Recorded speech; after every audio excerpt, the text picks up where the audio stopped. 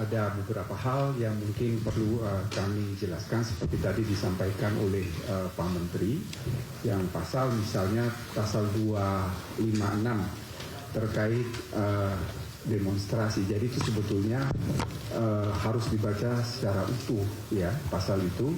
Jadi setiap orang yang akan mengadakan demonstrasi atau pawai intinya harus memberitahukan kepada polisi. Kata-kata di situ adalah memberitahukan, bukan izin. Mengapa pasal ini harus ada? Ya, sekali lagi mengapa pasal ini harus ada?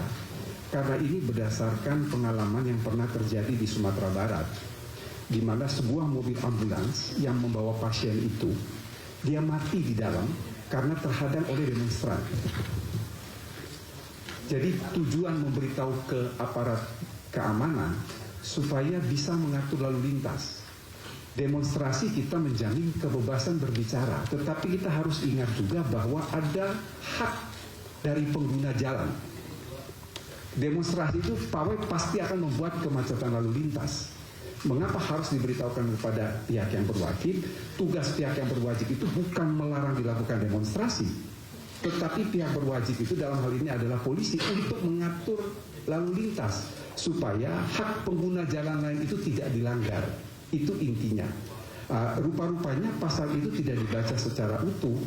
Jadi kalau saudara-saudara perhatikan pasal 256 itu, kalau saya penanggung jawab demonstrasi, saya memberitahu kepada polisi, timbul keonaran dari demonstrasi itu, saya tidak bisa dijerat pidana.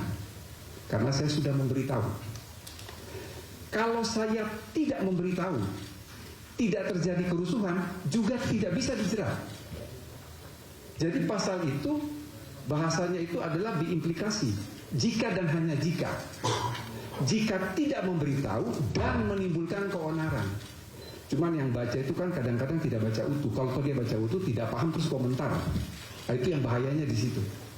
Jadi sama sekali pasal itu tidak dimaksudkan untuk menghambat, untuk melarang, untuk membatasi kebebasan berdemonstrasi, kebebasan berbicara, mengeluarkan lisan baik pikiran maupun tulisan, tetapi mengatur. Mengatur itu sama sekali tidak melarang, tapi memberitahu. Itu adalah esensinya mengapa tidak meminta izin, tapi memberitahu. Jadi cukup yang akan bertanggung jawab atas pawai atau demonstrasi memberitahukan kepada pihak yang berwajib, itu sudah selesai. Artinya dia sudah tidak bisa lagi dijerat dengan pasal itu. Itu maksud mengapa pengaturan mengenai unjuk rasa itu diatur dalam pasal 256 KUHP. Itu yang pertama. Yang kedua tadi juga sudah disampaikan oleh Pak Menteri adalah pasal penghinaan terhadap pemerintah. Jadi ada putusan MK tahun 2006, kalau 2006 ya, kalau teman-teman masih ingat itu persoalan mobil Jaguar. Pasal 134 bis itu diuji di Mahkamah Konstitusi dan Mahkamah Konstitusi membatalkan pasal itu. Mengapa Mahkamah Konstitusi membatalkan pasal itu? Karena satu, itu bukan delik aduan, siapapun bisa mengadu. Lalu hati-hati ketika kita melihat pasal 134 bis KUHP lama yang dibatalkan oleh Mahkamah Konstitusi, itu ada dalam pertimbangan Mahkamah Konstitusi yang mengatakan begini. Dan pertimbangan itu bersifat ratio residendi. Ratio residendi itu artinya pertimbangan yang bersifat mengikat. Di dalam pertimbangan Mahkamah Konstitusi soal pasal penghinaan itu dikatakan oleh Mahkamah Konstitusi bahwa kalau mau ini merujuk kepada pasal 207 KUHP. Pasal 207 KUHP itu adalah penghinaan terhadap penguasa umum. Itu sangat luas. Di situ dikatakan oleh Mahkamah Konstitusi pasal penghinaan terhadap penguasa umum itu harus merupakan delik aduan. Berdasarkan pertimbangan Mahkamah Konstitusi itulah pemerintah dan DPR membentuk pasal penghinaan terhadap lembaga negara. Cuman kita batasi. Kalau pakai KUHP lama, itu ketua pengadilan negeri dihina, Kapolres dihina itu bisa kena pasal itu. Tetapi pasal yang ada dalam KUHP itu sudah dibatasi. Jadi penghinaan terhadap lembaga negara itu hanya dibatasi 1 presiden wakil presiden, 2 MPR, 3 DPD, 4 DPR, 5 Mahkamah Agung, 6 Mahkamah Konstitusi. Jadi sangat terbatas. Dan itu delik aduan. Delik aduan yang harus mengadukan itu adalah pimpinan lembaga. Apa dasar pemerintah dan DPR membentuk pasal itu? Dasarnya adalah putusan Mahkamah Konstitusi tahun 2006 ketika pasal 134 bis itu dibatalkan. Kemudian yang terakhir saya kira tadi juga sudah disinggung pasal 218, pasal penghinaan terhadap presiden. Jadi teman-teman media mungkin bisa berpikir secara jernih, ya. Dimanapun di negara ini, di dunia ini, ada pasal, ada bab dalam KUHP masing-masing negara. Bab itu berbunyi penyerangan terhadap harkat dan martabat kepala negara asing. Nah, teman-teman bisa berpikir tidak, harkat dan martabat kepala negara asing dilindungi, kok harkat dan martabat kepala negara sendiri tidak dilindungi? Coba itu dijawab. Itu yang pertama. Yang kedua, fungsi hukum pidana itu apa? Fungsi hukum pidana itu adalah, filsafatinya adalah fungsi melindungi. Yang dia lindungi siapa? 1 negara, 2 masyarakat, 3 individu. Ditanya lebih lanjut, yang dilindungi dari negara itu apa? Kedaulatan. Lalu ada 1 hal, harkat dan martabat negara. Presiden dan wakil presiden itu adalah personifikasi suatu negara. Sehingga mengapa pasal ini harus ada. Yang ketiga, mengapa pasal ini harus ada? Ini adalah pengendalian sosial. Bapak Ibu bisa bayangkan kalau bahasanya Pak Menteri itu sebagai suatu kanalisasi, ya. Bahasanya Pak Menteri.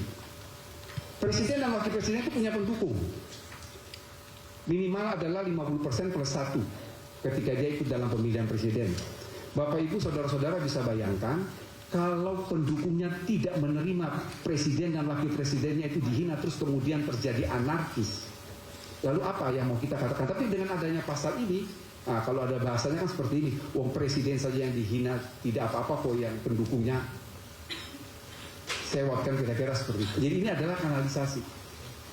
Yang berikut, ini yang berulang kali, tolong membaca pasal 218 ini sekaligus dengan penjelasannya.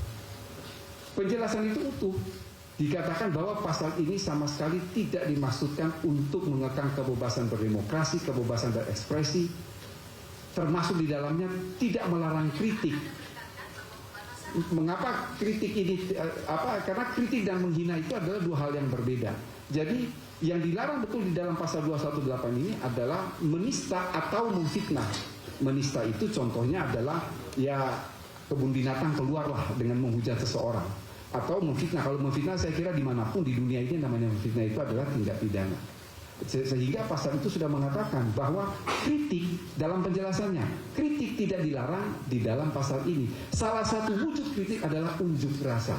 Saya ingin sampaikan bahwa pasal persinahan yang ada di dalam KUHP yang baru sesungguhnya tidak berbeda jauh dengan pasal persinahan di KUHP yang lama. Satu-satunya yang baru adalah karena kalau di KUHP yang lama itu hanya mengatur persinahan yang dilakukan oleh salah satunya sudah berkeluarga, pernikahan, ada hubungan pernikahan, ya. Tapi di dalam KUHP yang baru itu juga ada yang terkait dengan anak, ya, yang harus dilindungi. Tetapi kedua-duanya tetap adalah delik aduan. Jadi yang boleh mengadu adalah suami atau istri atau orang tua dari si anak. Jadi ini perdebatannya pada saat pembahasan di DPR bersama dengan pemerintah sangat dinamis, ya sangat dinamis. Ini perdebatan soal moralitas, ya, di antara partai-partai baik yang berideologi partai-partai yang nasionalis maupun yang agama, ya, akhirnya lahir kompromi yang seperti ini, ya. Tetapi intinya tidak merubah dari KUHP yang lama kita tadi.